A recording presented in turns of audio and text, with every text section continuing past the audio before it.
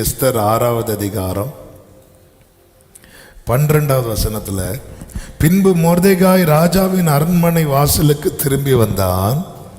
ஆமானோவென்றால் சஞ்சலப்பட்டு முக்காடிட்டு கொண்டு தன் வீட்டுக்கு தீவிரத்து போனான். ஆமென். அப்படியே மாறுது. உன் கை உன் விரோதிகள் மேல் உயரும்.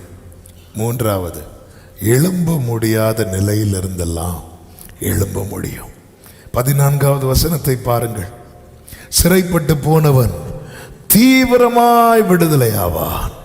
அவன் கிடங்கிலே சாவதும் இல்லை, அவனுடைய அப்பம் குறைவு படுவதும் இல்லை.